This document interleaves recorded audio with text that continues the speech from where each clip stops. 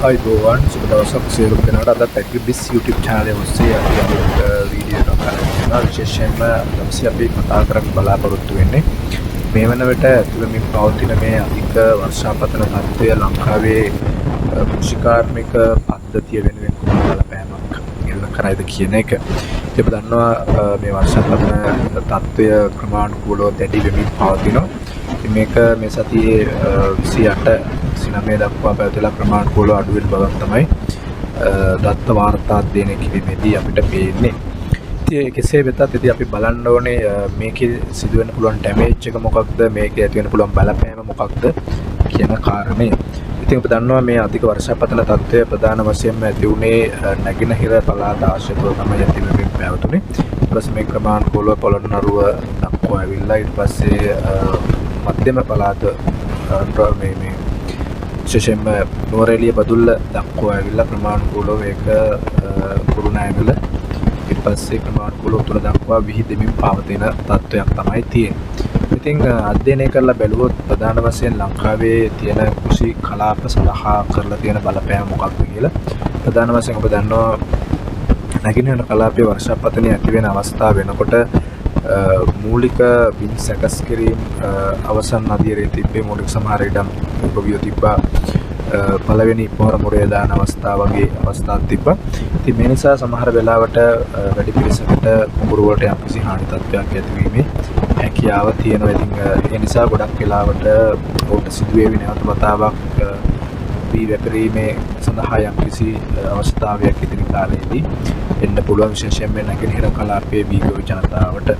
ඊට අමතරව අනුරාධපුර කලාපයට අධික වර්ෂාපතන තත්ත්වයක් ලැබෙන වුණත් මහා ලොකු ක්‍රොප් ඩැමේජ් එකක් වාර්තා වෙලා තිබෙන්නේ නැහැ. මොකද ඒකට හේතුව ඉඩම් සකසමින් හිටියා මිසත් වී වැපරීම තත්ත්වය දක්වා ඔවුන් මේක වර්ධනය කරගෙන තිබෙන්නේ නැහැ. නිසා ගොඩක් වෙලාවට මධ්‍යම උතුරු මැද ප්‍රදේශයේ තියෙන වී කොවින්ට ක්‍රොප් ඩැමේජ් එකක් කෙසේවත් ලෑන්ඩ් ඩැමේජ් එකක් තමයි තියෙන්නේ. නමුත් ඔවුන්ට නැවත ඉඩම් සකස් කර ගැනීමේ තත්ත්වයක් සිද්ධ වෙනවා. ඉතින් වැඩිම ඩැමේජ් එකක් වෙන්නේ අතරම ඔබ මේ වසී කලාපයේ තීව්‍රතාවය අධ්‍යයනය කරලා බැලුවොත් ප්‍රධාන වශයෙන්ම එළවලු කලාප සියල්ලටම අතිශය ඉහළ ඩැමේජ් එකක් කිරීමේ හැකියාව තියෙනවා. ඉතින් තියෙන දත්ත ලැබෙන විදිහට දෙකක් නුවරඑළිය කලාපයේ තියෙන එළවලු සඳහා යම්කිසි දැඩි බලපෑමක් වෙලා තියෙනවා. ඊට අමතරව වැලිමඩ ප්‍රදේශයේත් බදුල්ල ප්‍රදේශයේ එළවලු සඳහා යම්කිසි ඉහළ ඩැමේජ් එකක් වෙලා තියෙනවා. ඉතින් උඩරට කලාපයෙන් එන එළවලු වල මිල ගණන් ප්‍රධාන වශයෙන්ම ඉදිරි සති කිහිපය සඳහා ඉහළ යෑමේ අර්ථයක් තියෙනවා. ඊට පස්සේ මේක ක්‍රමානුකූලව කල්පිටිය දක්වා වර්ධනය වෙමින් පවතිනවා. ඒක අපි දන්නවා.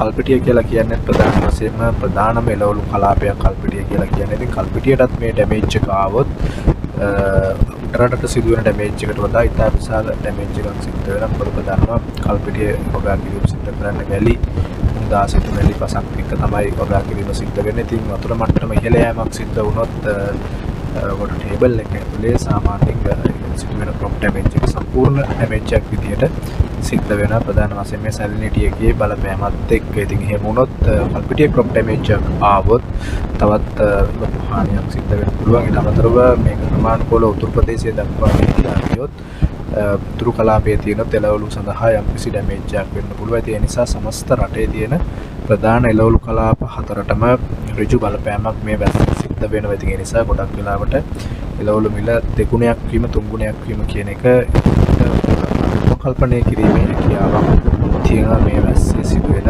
ආර්ථික හානිය සහ වෙළඳපොළට කුමන ඩැමේජ් එකක් වේද කියන එක. ඊට අමතරව පොල් කලාපය කියලා කියන්නේ අතරම මේ වැස්සෙන් ඉතා විශාල හානිදායක තත්ත්වයක් ඉන්නේ. නමුත් ඔවුන්ට අවශ්‍ය කරන වතුර ප්‍රතිශතය අවශ්‍ය කරන තෙතමන තත්ත්වය ලබා ගැනීමට හැකියාවක් වෙන නිසා පොල් කලාපය සම්බන්ධයෙන් අපිට ලොකු දෙයක් ඉකොනොමික් ලොස් පැත්තෙන් කතා කරන්න දෙයක් නෑ. ඊට අමතරව රබර් කලාපයත් ඇත්තරම හාවෙස්ටින් කිරීම, ටැපින් කිරීම පිළිබඳ ප්‍රශ්නයකට මුහුණ දෙනවා. මොකද ඇසත් එක්කම ටාස්වල නෙලා ගැනීමේ ගැටලුවක් තියෙනවා. ඊට අමතරව කුරුඳු කලාපයටත් ලොකු ප්‍රශ්න සාගත තත්ත්වයක් ඉන්නේ නැහැ. ඊට අමතරව තේ කලාපය ගත්තාම ඇත්තටම තේ කලාපයේ මුහුණ දෙන ප්‍රධානම ගැටලුව තමයි ප්‍රධාන වශයෙන්ම අධික වර්ෂාපතන තත්ත්වයක් එක්ක සහ මීදුම් තත්ත්වයක් එක්ක ඇතිවිය හැකි බ්ලිස්ටර් බ්ලයිට් වැනි රෝගී තත්ත්වයන් ඇතිවීම සහ නාය යන තත්ත්වය සහ දලු මෝරණ තත්ත්වය වගේ දේවල් තමයි ප්‍රධාන වශයෙන් බලපාන්නේ. නිසා යම්කිසි වෙලාවකට මේ කාලය තුළ ලැබෙන අස්සනු සඳහා මිල පහළ යෑමක් එහෙම නැත්නම් ක්වොලිටි ඩ්‍රොප් එකක් වගේ දෙයක් අපිට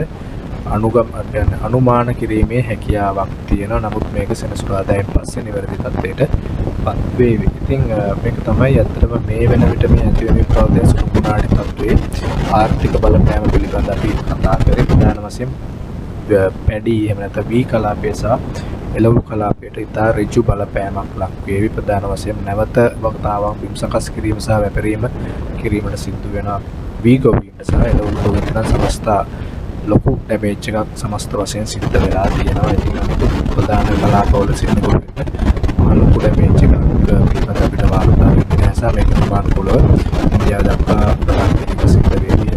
මේක සෙනසුරාදායෙන් පස්සේ සමනයපත් වේ. නමුත් මේ සිදුවෙන ඩැමේජ් එක පිළිබඳ අපි යම්කිසි අදහසක් ඉන්න ඕනේ. ඉතින් මේක තමයි රටේ සමස්ත එළවලු පැඩි කොකනට් රබර් සිනමන් මේ කලාප සඳහා මේ වර්ෂාපතනයේ බලපෑම් පිළිබඳ ඇග්‍රිබිස් YouTube channel එකේ තියෙන කියවීම.